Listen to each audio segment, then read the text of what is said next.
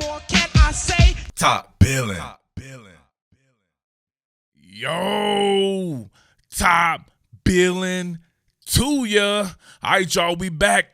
And man, hell to the football team because your boy Martin Mayhew and Marty Herney are back at it again. This ain't your daddy's Washington football team because these boys have a plan and they are executing at a high clip. So last time you saw me, man, I was talking about the acquisition or the reacquisition of your man Eric Flowers, being able to slide him on an interior spot on the offensive line. So I wonder what that would do for the 19th pick for the Washington football team, and we got our answer, and that is one Jamin Davis from Kentucky. So I'm going to have a film study on my man right here, know about him a lot. Him coming out of Georgia and playing at the University of Kentucky. So you know if they're from the state of Georgia, you know your boys got the goods on them boys, and I've seen this guy show out numerous times. This dude is a damn freak. I'm telling you, the freak of freaks. So, but in coming to that particular conclusion right there, right, so we were thinking about the 19th pick and if they should go with an exterior tackle, right? Obviously, it would be a left tackle. You're good on the right side with Morgan Moses. They didn't go that route. So I did remark that I felt like they needed to get somebody who was a straight banshee on the damn left side, or the open side of the defensive formation. But I thought they may target that a little bit later and worry about a premium pick at 19. But if you have a plan, right, the Washington football team has a plan. They plan on being the number one defense in all of football, and I can very damn well see that happening because them boys are lit across the board. You know how it is with the front seven. Best defensive line talent in the entire business, and it's deep, man. Even beyond Chase Young and Deron Payne and Jonathan Allen and Montez Sweat, my Ionitis, and of course, you got mad players off the back end of the ball. Tim Settle in there from them Virginia Tech Hokies as well. So, in keeping up with that, having a guy like Jamin Davis, to me, that makes sense, man. If you want to be the best, you're going to have guys like that, and this guy can do a myriad of things. You're talking about working in coverage, working shallow, curl and hook zones, working flat duty, man-to-man coverage. The guy is a coverage linebacker. He reminds me of my man Fred Warner, but he can also chase down weak side. He's not afraid of contact. He'll stick his nose right there in the incinerator or whatever they call that shit right there. He's not afraid at all. So he will wall and discard, and we'll see some of that right there on the film study. But I want to know what you guys think about that particular pick. Should they have gone with a premium position? I said before, man, as a former off-ball linebacker / rover / safety myself, I feel like it's a dime a dozen position, but that doesn't mean you can't get crazy impact from a guy like that. But we've seen before with guys like Darius Leonard or even the Fred Warner that I talked about earlier. These guys are second-round picks and beyond. But this guy is a premium position or premium player for his position, so sometimes you got to weigh that out right there. But I feel like if you're trying to be the best, you want to have that number one defense. Maybe you look at it as like no matter what we do on offense at this particular point in time, we probably won't have the number one offense, right? Got a little bit of ways to go right there. Got some personnel you got to take care of. Could definitely be a top 15 offense, pushing top 10 maybe, but you can damn well be the number one defense. So if you have a number one defense or any unit that's number one, you're right damn square in the middle of the playoff hunt, which they were already in. You play your cards right now, man. You could be talking about a conference title or something like that, right? Or being in the conference championship game. It's wide open, man, and nobody's balling to me right now like the damn Washington football team. I got to give props to the New York Giants. Of course, they're on the come up. And a few other teams right there. Mad respect to Tampa Bay and those guys. But, shit, who want to see the Washington football team with that type of defense? So, moving that on, before I get into the film side, I want to talk about that 51st pick, I think it is. Where would you guys go with that? My first thought would be, of course, still attacking that exterior offensive line position. Is that at 51? What do you see right there? Maybe most of the guys, there's still some really good guys left. If they were to jump back up early into the second round, man, and go after a guy like Tevin Jenkins from Oklahoma State, ball game, rack them. That shit will be hard. Very much hard right there. Plug him in right there. In front of Antonio Gibson and J.D. McKissick and these boys right there. You're talking about a nasty-ass offensive line. That shit would be crazy. Beyond him, a Sam Cosmi, maybe a Leon Eichenberg. These guys you probably want to get in the 50s, though, like a Leon Eichenberg or maybe a Jalen Mayfield from Michigan. I don't know. It gets kind of slim pickings right there. So would safety be better?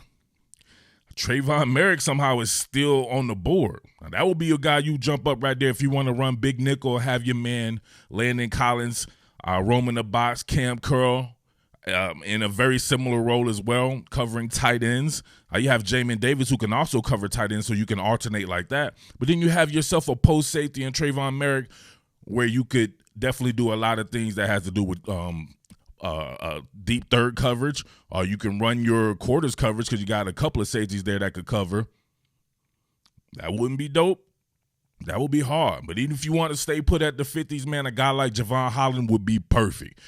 To me, he's my second favorite, and he's not too far from a Trayvon Merrick right there. He's a ball hawk. He could do the job, no doubt about that, if you were to stay put. These guys don't really have to be ultra aggressive, man, because they have such a good roster already. They don't have to panic.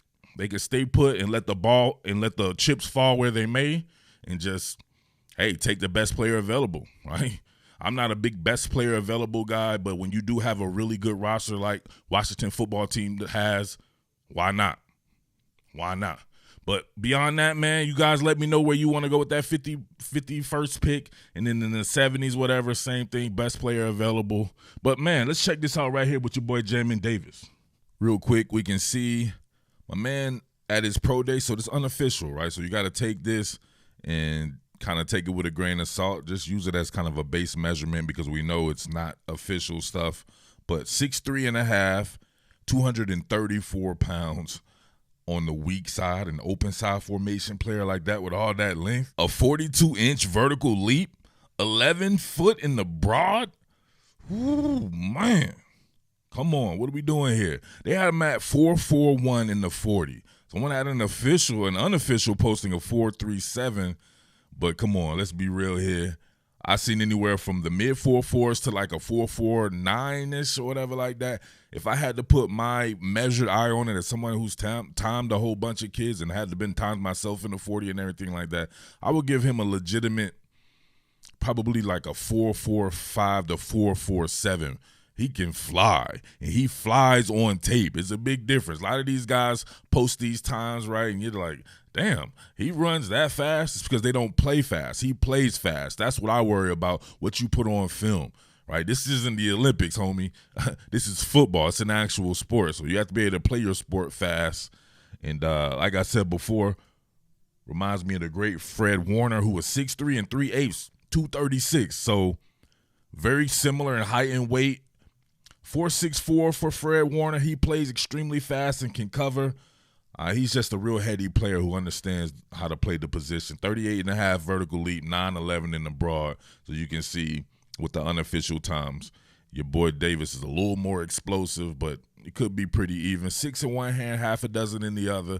We'll see if he can match up with what Fred Warner does. But he's got these guys in front of him with the Washington football team that could definitely make it to where he can be a straight-up superstar, straight up, all right?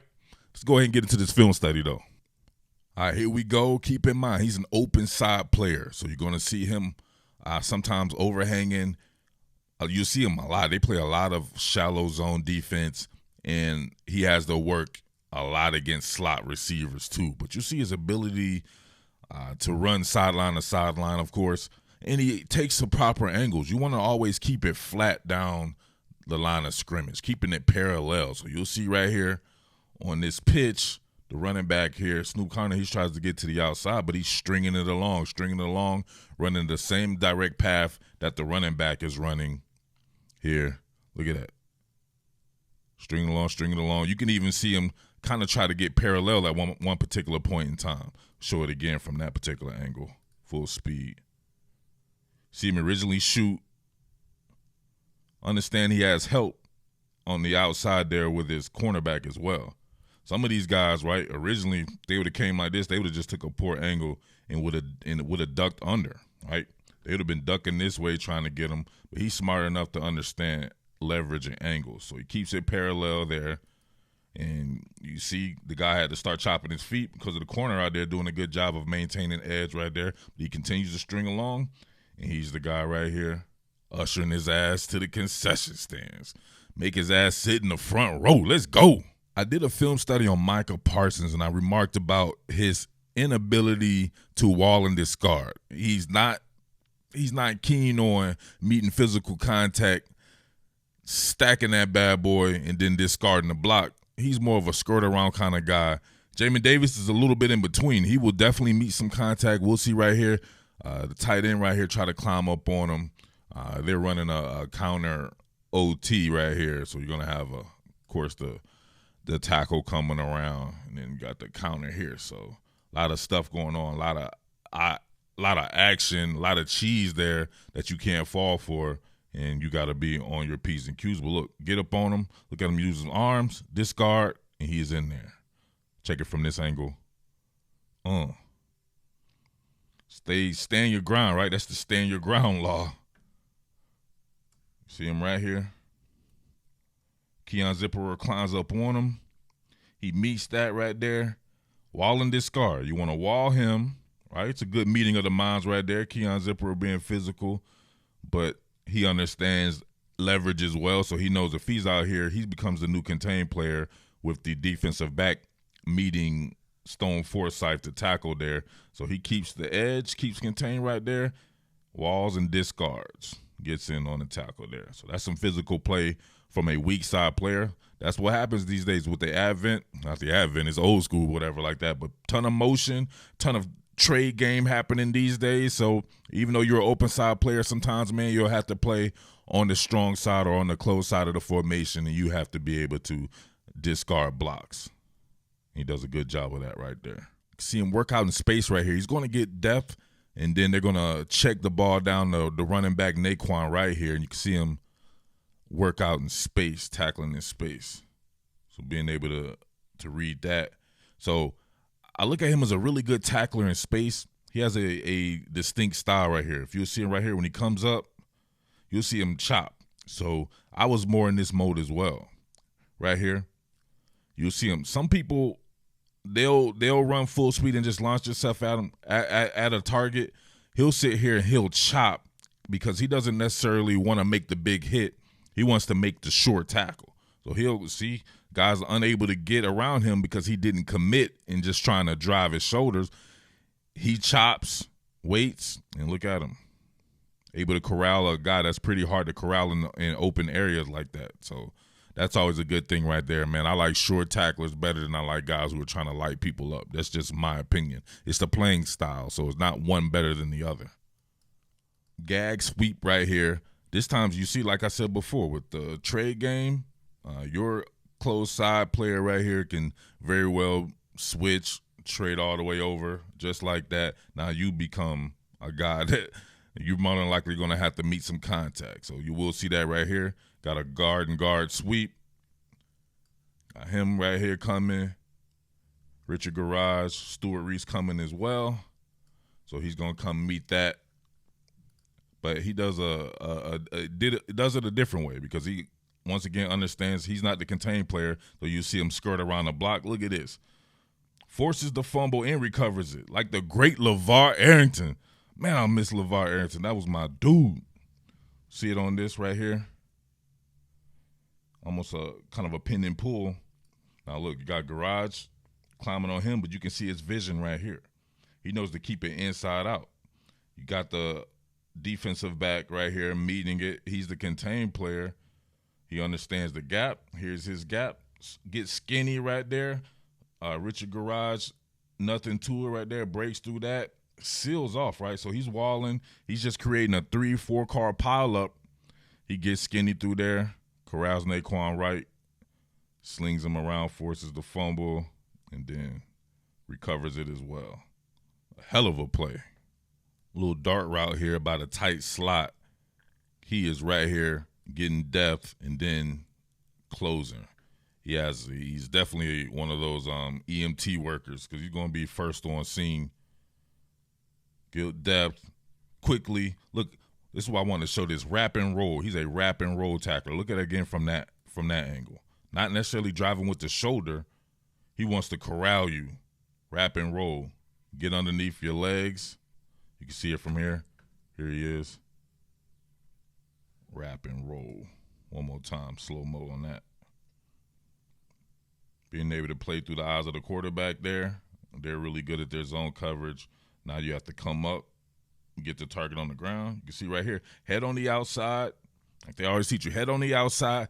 Get your arms underneath his buttocks, right? Pause. We're talking about another man's buttocks. Get your arms underneath his buttocks.